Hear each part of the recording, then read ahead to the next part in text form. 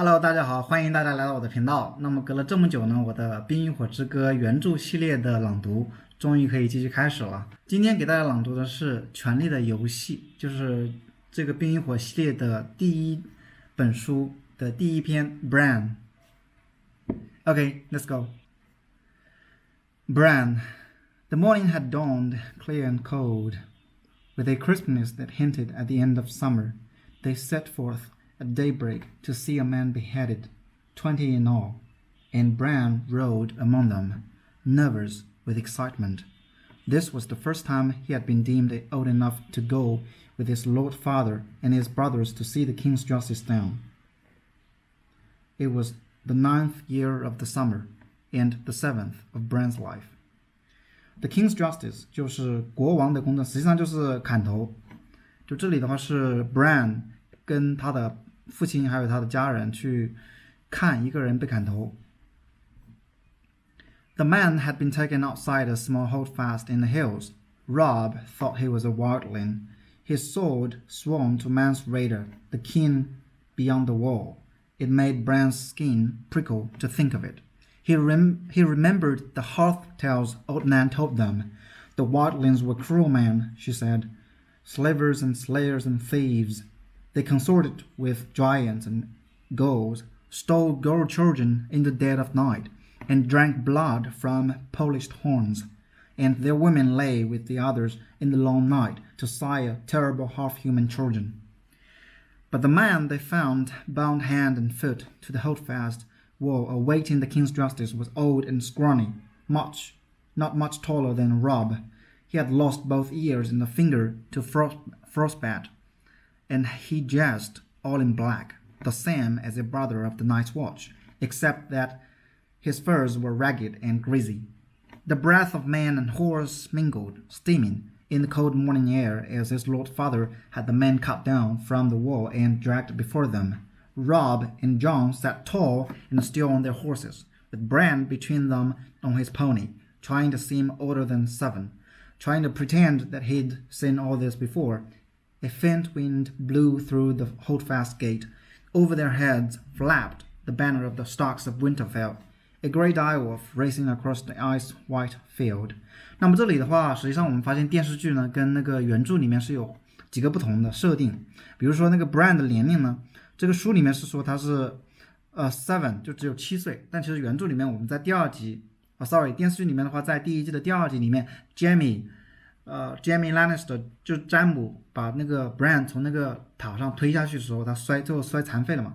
那个时候呢是 Bran 是说他是10岁是吧？所以说这个设定是有大概我们可以想象有3岁的年龄差。其实这个设定也是为了剧情的需要，因为后面的很多剧情的发展，你如果年龄太小的话就没办法变得合理，对吧？你比如说到最后一季的话，那个阿雅甚至都开始啪了，那如果太小的话，那肯定就不行，是吧？那观众也没办法接受。那还有一个设定呢，就是这个 the banner of the Stark of Winterfell， 就是这个史塔克家族的那个旗帜呢，它也是不一样的。这里面书里面是说是一个灰色的冰原狼 ，a great direwolf racing across an ice-white field， 灰色的冰原狼在一大片那个白茫茫的冰上面奔跑。但其实呢，在电视剧里面我们发现它只是一个狼的头而已，所以说这也有一个差别。但是这个无关紧要，只是跟大家说一下。Bran's father sat solemnly on his horse, long bronze hair stirring in the wind. His closely trimmed beard was shot with white, making him look older than his 35 years. 所以再一次我们可以看到，这个书里面的话 ，Bran 的爸爸只有35岁，但其实电视剧里面的话，演员呢我们可以看出，其实应该有大很多，毕竟他的儿子的话基本上都已经有将近17、18岁了，是吧？He had a grim cast to his grey eyes this day, and he seemed not at all the man who would sit before the fire in the evening and talk softly of the age of heroes and the children of the forest. He had taken off father's face, Bran thought, and donned the face of Lord Stark of Winterfell. Finally, there were questions asked and answers given there in the chill of morning, but afterward Bran could not recall much of what had been said. Finally, his lord father gave a command, and 2 of his guardsmen dragged the ragged man to the ironwood stump in the center of the square. ironwood， 这里面的话是铁树，但实际上是我们这个 Stark 家族所在的北方，它是北方的王嘛，就是北方的一种特殊的树木，叫铁树 ironwood stump。They forced his head down to the hard black wood. Lord Eddard Stark dismounted, and his ward, Theon Greyjoy, brought forth the sword. Dismounted 就是从马上下马。The sword was called Ice. The sword was called. It was as wide across as a man's hand, and taller even than Robb. The blade was Valyrian steel, spell-forged and dark as smoke. Nothing held an edge like Valyrian steel. 那个 Valyrian steel 的话是可以说是一个削铁如泥的宝剑，在这本书的设定里面，它也是有魔法的一种钢材，就能够用这个 Valyrian steel 去杀死异鬼和其他还有那个他们的异鬼的那些僵尸嘛，也能杀死。His father peeled off his gloves and handed them to Jory Cosell, the captain of his household guard. He took hold of Ice with both hands and said,In the name of Robert of the House Baratheon, the first of his name, King of the Andals and the Rhona and the First Man, Lord of the Seven Kingdoms and Protector of the Realm, by the word of Eddard of the House Stark, Lord of Winterfell and Warden of the North, I do sentence you to die. 我们这里可以看到，其实这个王其实有很长的一个称号，是吧？这个称号真的是太长了。这有点像我们那个中国的那个什么帝王死了之后要尊谥号，然后就很长很长。当然这个不是谥号，这是他活的时候就会这么去称呼他们，所以说就非常复杂。然后这个像后面这个 By the word of Eddard of the House Stark, Lord of Winterfell and Warden of the North， 这就是北境之王的那个对自己的称呼。这在行刑的时候他也要这样去称呼自己，这样就有一种 formality， 就是一种仪式感在里面。你砍头吧，对吧？你砍别人的头，你有一个仪式，那么就是这样一个仪式。Bran's bastard brother, Jon Snow, moved closer. Keep the pony well in hand, he whispered, and don't look away. Father will know if you do. Bran kept his pony well in hand and did not look away. His father took up the man's head with a single sure stroke. Blood spread out across the snow, as red as summer wine. One of the horses reared and had to be restrained to keep from bolting. Bran could not take his eyes off the blood. The snows around the stump drank it eagerly, reddening as he watched. The head bounced off a thick root and rolled. It came up near Greyjoy's feet. Theon was a lean, dark youth of 19 who found everything amusing. He laughed, put his boot on the head, and kicked it away. Ass! Jon muttered, low enough so Greyjoy did not hear. He put a hand on Bran's shoulder. He and Bran looked over at his bastard brother. You did well, Jon told him solemnly. Jon was 14, and an old hand at justice. It seemed colder on the long ride back to Winterfell, though the wind had died by then and the sun was higher in the sky. Bran rode with his brothers, well ahead of the main party, his pony struggling hard to keep up with their horses. The deserter died bravely, Robb said. He was big and broad and growing every day in his mother's coloring. The fair skin, red-brown hair, and blue eyes of the Tullys of Riverrun. He had courage, at the least. No, Jon said quietly. It was not courage. That one was dead of fear. You could see it in his eyes, Stark. Jon's eyes were a grey, so dark they seemed almost black, but there was little they did not see. He was an age with Robb, but they did not look alike. Jon was slender where Robb was muscular, dark where Robb was fair, graceful and quick where his half-brother was strong and fast. Robb was not impressed. The others take his eyes, he swore. He died well. Race you to the bridge? Down, Jon said, kicking his horse forward. Robb cursed and followed, and they galloped down the trail, Robb laughing and hooting, Jon silent and intent. The hooves of their horses kicked up showers of snow as they went. Bran did not try to follow. His pony could not keep up. He had seen the ragged man's eyes, and he was thinking of them. He was thinking of them now. After a while, the sound of Robb's laughter receded, and the woods grew silent again. So deep in thought was he that he never heard the rest of the party until his father moved up to ride beside him. "Are you well, Bran?" he asked, not unkindly. "Yes, father," Bran told him. He looked up, wrapped in his furs and leathers, mounted on his great war-horse. His lord father loomed over him like a giant. Robb says the man died bravely, but Jon says he was afraid. "What do you think?" his father asked. Bran thought about it. Can a man still be brave if he is afraid? "That's the only time a man can be brave," his father told him. "Do you understand why I did it?" "He was a wildling," Bran said. "They carry off women and sell them to the others." His lord father smiled. Old Nan had been telling you stories again. In truth, the man was an oath-breaker, a deserter from the Night's Watch. No man is more dangerous. The deserter knows his life is forfeit if he is taken, so he will not flinch from any crime, no matter how vile. But you mistake me. The question was not why the man had to die, but why I must do it. Bran had no answer for that. "King Robert has a husband," he said uncertainly. "He does," his father admitted, "as did the Targaryen kings before him. Yet our way is the older way. The blood of the first man still flows in the veins of the Starks, and we hold to the belief that the man who passes the sentence should swing the sword. If you would take a man's life, you owe it to him to look into his eyes and hear his final words, and if you cannot bear to do that, then perhaps the man does not deserve to die. One day, Bran, you will be Robb's bannerman, holding a keep of your own for your brother and your kin, and justice will fall to you. When that day comes, you must take no pleasure in the task, but neither must you look away. A ruler who hides behind paid executioners soon forgets what death is." That was when Jon reappeared on the crest of the hill before them. He waved and shouted down at them, "Father, Bran, come quickly, see what Robb has found." Then he was gone again. Jory rode up beside them. "Trouble, my lord?" "Beyond a doubt," his father said. "Come, let us see what mischief my sons have rooted out now." He sent his horse into a trot. Jory and Bran and the rest came after.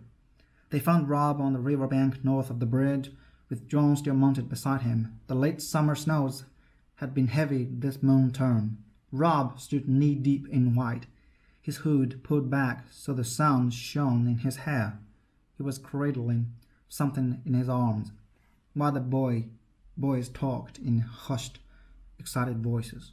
The riders picked their way carefully through the drifts, groping for solid footing on the hidden, uneven ground. Jory Cosell and Theon Greyjoy were the first to reach the boys. Greyjoy was laughing and joking as he rode. Bran heard the breath go out of him. "Gods!" he exclaimed, struggling to keep control of his horse as he reached for his sword. Jory's sword was already out. "Robb, get away from it!" he called as his horse reared under him. Robb grinned and looked up from the bundle in his arms. "She can't hurt you," he said. "She's dead, Jory." Bran was afire with curiosity by then. He would have spurred the pony faster, but his father made them dismount beside the bridge and approach on foot. Bran jumped off and ran. By then, Jon, Jory, and Theon Greyjoy had all dismounted as well. "What in the seventh house is it?" Greyjoy was saying. "A wolf," Robb told him. "A freak," Greyjoy said. "Look at the size of it." Bran's heart was thumping in his chest as he pushed through a waist-high drift to his brother's side. Half buried in blood-stained snow, a huge dark shape slumped in death. Eyes had formed in its shaggy grey fur, and the faint smell of corruption clung to it like a woman's perfume. Bran glimpsed blind eyes crawling with maggots, a wide mouth full of yellowed teeth, but it was the size of it that made him gasp. It was bigger than his pony, twice the size of the largest hound in his father's kennel. "It's no freak," Jon said calmly. "That's a dire-wolf. They grow larger than the other kind." Theon Greyjoy said, There's not been a direwolf sighted south of the wall in 200 years. I see one now, John replied. Bran tore his eyes away from the monster. That was when he noticed the bundle in Rob's arms. He gave a cry of delight and moved closer. The pup was a tiny ball of gray-black fur. Its eyes still closed. It nuzzled bluntly against Rob's chest as he cradled it, searching for milk among his leathers. Making a sad little whimpery sound, Bran reached out hesitantly. Go on, Rob told him. You can touch him. Bran gave the pup a quick, nervous stroke, then turned as John said, Here you go. His half-brother put a second pup into his arms. There were 5 of them. Bran sat down in the snow and hugged the wolf pup to his face. His fur was soft and warm against his cheek. Direwolves loose in the realm after so many years, muttered Hullen, the master of horse, or like it not. It is a son, Jory said. Father frowned. This is only a dead animal, Jory, he said, yet he seemed troubled. Snow crunched under his boots as he moved around the body. Do you know what killed her? There's something in the throat, Rob told him, proud to have found the answer before his father even asked. There, just under the jaw. Just under the jaw. His father knelt and groped under the beast's head with a hand. He gave a yank and held it up for all to see, a foot of shattered antler. Tins snapped off, all wet with blood. A sudden silence descended over the party. The men looked at the antler uneasily, and no one dared to speak. Even Bran could sense their fear, though he did not understand. His father tossed the antler to the side and cleansed his hands in the snow. I'm surprised she lived long enough to whelp, she said. His voice broke the spell. Broke the spell, 打破了沉默。这是一个 expression， 大家可以记住一下。I'm surprised she lived long enough to whelp. 那 whelp 的话就是生产的意思。Maybe she did not, Jory said. I've heard tales. Maybe the bitch was already dead when the pups came. Born with the dead, another man put in. Worse luck. No matter, said Hullen. They be dead soon enough too. Bran gave a wordless cry of dismay. The sooner the better, Theon Greyjoy agreed. He drew his sword. Give the beast here, Bran. The little thing squirmed against him, as if it heard and understood. No, Bran cried out fiercely. It's mine. Put away your sword, Greyjoy, Robb said. For a moment he sounded as commanding as their father, like the lord he would someday be. We will keep these pups. You cannot do that, boy, said Harwin, who was Hullen's son.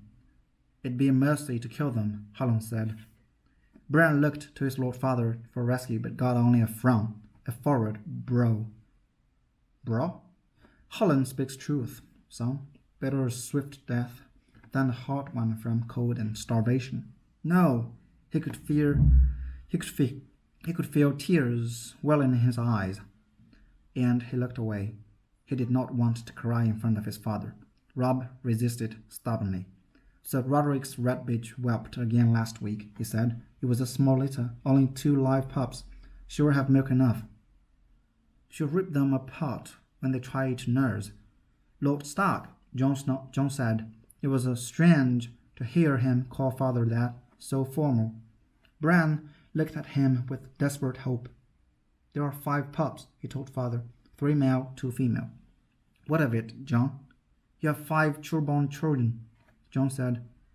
3 sons, 2 daughters. The direwolf is a seizure of your house. Your children were meant to have these pups, my lord. Bran saw his father's face change. So the other man exchanged glances. He loved John with all his heart at that moment. Even at 7, Bran understood what his brother had done. The Count had come right only because John had omitted himself. He had included the girls, even Rickon, the baby, but not the bastard who bore the surname Snow, the name that custom decreed be given to all those in the north unlucky enough to be born with no name of their own. Their father understood as well. You want no pup for yourself, John? He asked softly. The direwolf graces the banners of House Stark, John pointed out. I'm no Stark, father. Their Lord Father regarded John thoughtfully. Rob rushed into the silence he left. I will nurse him myself, father, he promised. I will soak a towel with warm milk and give him suck from that. Me too, Bran echoed. The Lord weighed his sons long and carefully with his eyes. Easy to say and harder to do. I will not have you wasting the servants' time with this. If you want these pups, you will feed them yourselves. Is that understood? Bran nodded eagerly. The pup squirmed in his grasp, licked at his face with a warm tongue. You must train them as well, his father said. You must train them. The kennel master will have nothing to do with these monsters, I promise you that. And the gods help you if you neglect them, or brutalize them, or train them badly. These are not dogs to beg for cheese and slink off at a kick. A direwolf will rip a man's arm off his shoulder as easily as a dog will eat your rat. Are you sure you want this? Yes, father, Bran said. Yes, Rob agreed. The pups may die anyway, despite all you do. They won't die, Rob said. We won't let them die. Keep them then. Jory, Desmond, gather up the other pups. It's time we were back at Winterfell.